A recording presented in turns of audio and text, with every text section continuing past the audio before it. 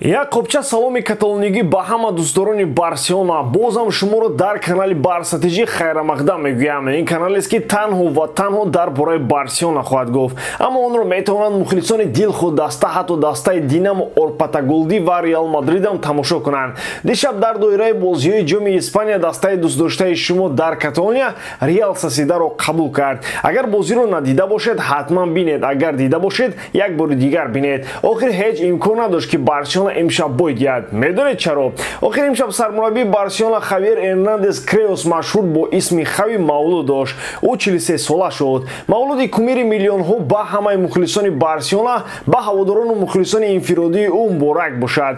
Муборакбодии махсус аз номи кулли мухлисони тоҷикистонии Хави ва албатта канали Барсатиҷӣ. Муборак бошад легенда. Воқеан ӯ нобиға аст. Акнун биёед дар бораи бозӣ бигӯем. Пеш аз он ки мо дар бораи ин бозӣ ба шумо чизе гуфта бошем, мехостам як хабарро ба гӯши шумо расонам ва фикр дорам шунидани онҳо на ба саломатии шумо зарар дораду на ба кисатон. Зиёда аз ин на ба болоравии нархи газ таъсир дораду на ба поён рафтани қимати бензин. Хабар бошад бозам ба корубори Дани Алвес тааллуқ дорад. Гап сари ин ки бародари Дани Алвес Неймар гуфтааст ки бародари ман ба дом афтодааст ва мо аҳли оила ва ёру дӯстон кӯшиш мекунем ки ӯро аз ин бало халос кунем. Бошад ки кӯмакаш кунам, вагарна ӯро барои ин кор аз 4 то 12 сол зиндон таҳдид мекунад. Худо паноҳ бита, гуфти момаи хосият. Агар не шарманда мешем. Ин мардак як умр дар Барселона бозӣ кард, аммо дар ин гирӯдор як чиз ҳамаро ҳайрон кардааст ки чаро мардакҳои калони Барса хомӯшанд. Хуб, акнун биёед бевосита ба гапи асосӣ гузарем.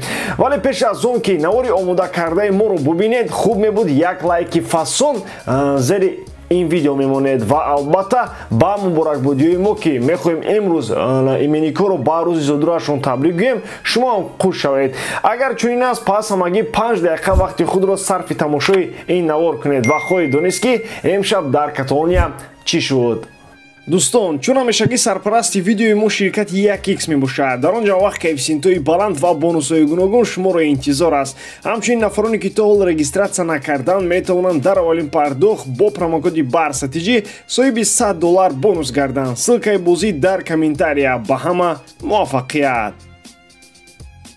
Аслан барои ба омори вохӯриҳои миёни Барселона ва Реал Сосидад нигоҳ кардан ё бояд як тона гурда дошт ё просто мухлиси Барселона буд. Зеро чунончи дар видеои пешин гуфтем, ин ҳисоб ба даҳшат баробар аст. Албатта барои Реал Сосидад. Охир то имшаб бачаҳои шаҳри Сан Себастьян дар 112 бозӣ бар Барселона бохтанд. Акнун ин ҳисоб ба 113 расид. Сармураббии Барселона бо назардошти тақвими сахти Барселона ва бозӣ кардан дар ду фронт чунин ҳайятро ба майдон овард. Чун ҳамешагӣ Тер Штеген дар дарвоза, Араухо баъди истироҳат бо Хетафе ба майдон баргашта ҷуфти муҳофизатгарони марказиро бо Кристенсен ташкил кард. Аз канорҳо чунончи интизор мерафт, Кунде ва Балде пайдо шуданд. Де Йонг ҳам ба ҷои қонунии худ баргашта Педри ва Бускетсро дар миёнаи майдон ҳамроҳӣ кард. Чунончи интизор мерафт Ансу Фати бо баргашти Левандовски ба курсии худ мешинад. ӯро дар хати ҳуҷум Дембеле ва Гави кӯмак карданд. Рафина дар қиёс ба бозии қаблӣ ба курсии эҳтиётӣ рафт. Бо назардошти он ки айни замон Барселона дар мавқеи аввали чемпионат қарор дошта дар Камп Ноу бозӣ мекунад, гуфтам мумкин буд ки фаворити ин бозӣ Барса аст. Мақоми худро бошад Барселона аз дақиқаҳои якуми бозӣ муайян карда таҳоҷумро сари дарвозаи Алекс Ромеро оғоз кард. Албатта ин ба бомбаборон монанд набуд, аммо маълум буд ки бачаҳои Хави чӣ мехоҳанд. Дар оғоз ҳатто онҳо як гол ҳам заданд, аммо довар дасти худро баланд бардошта ба офсайд будани он ишора кард. Як партофти хуби Дембелеро бошад Де Йонг гуфти бобои ғулум ҷазирбод кард. Пеш аз анҷоми қисми якум бошад, меҳмонон аз як нафар маҳрум шуданд. Мендис дар як ҳолат қариб буд пои бечора Бускетсро шиканад. Довари баъдӣ тамошои ВАР корти зардро ба корти сурх иваз кард. Дигар дар майдон ягон чизи ғайриоддӣ дар қисми якум рух надод ва дастҳо ба танаффус рафтанд. Бо оғози қисмати дуюм Барселона бозам ба ҳуҷум гузашт. Акнун онҳо як нафар зиёд бозӣ мекарданд ва онҳо ин ҳолатро зуд истифода карданд. Баъди 7 дақиқаи оғози қисмати дуюми бозӣ Дембеле аз канори рости майдон мисли шери Жайон ба дарвозаи Реал Сосидад ҳамла карда як зарбаи сахте зад ки ҳатто баъди гардониндани дарвозабон ҳам туп вориди дарвоза шуд. Баъди ин ҳам ҳуҷумҳои Барселона идома карданд. Левандовски ва Педри дар созмон додани онҳо хеле фаъол буданд, аммо дигар чизе муяссар нашуд. Ҳарчанд ки як маротиб туп баъди зарбаи gaви болочӯби дарвоза бархӯрд, Xavi фақат дар охири бозӣ бар иваз кардани бозингарон оғоз кард.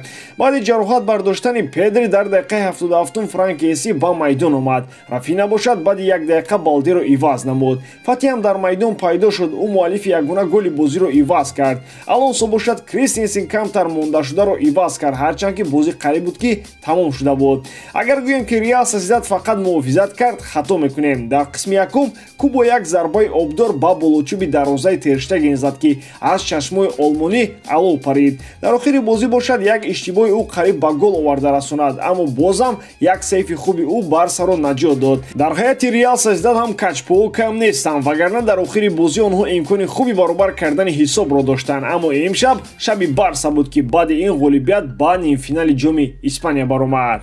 Акнун Барселона як қадами дигар барои ба даст овардани ҷом гузошт ва ин қадам бо эҳтимоли зиёд ӯро наздик ба рӯбарӯ шудан бозам бо Реал мекунаду моро боз як Эл Классикои дигар интизор аст. Албатта агар имшаб мадридиё бар Атлетико пирӯз шаванд, нашаванд ку боз хуб, лекин агар шаванд, чаро не? Охир Барселона ҳамагӣ чанд рӯз пеш нишон дод ки давраи дову дағдағаи Реал ба охир мерасад, аммо то ин рӯз расидан ҳанӯз вақт асту Барселона як ида аз бозиҳои мушкили Ла Лига дар пеш. Албатта бозӣ бо Жиронаро дар қатори бозиҳои мушкил шомил кардан чандон футболдонӣ нест, аммо туп гирд асту майдон ҳамвору Ансу Фати качпо, яъне ҳар чӣ шуданаш мумкин. Барои имрӯз ҳамин мон ки як бори дигар сармураббии Барселонаро ба зодрӯзаш муборакбод мегӯем. Ҳамаи шумо мухлисони Барсаро бошад бо ин ғолибият муборакбод мегӯем ва аз шумо хоҳиш кунем ки видеои моро бе лайк намонед. Боқи худоёру Муҳаммад ҳамроҳатон бодо. Гуфти Левандовски. То дидори дигар. Зегнач.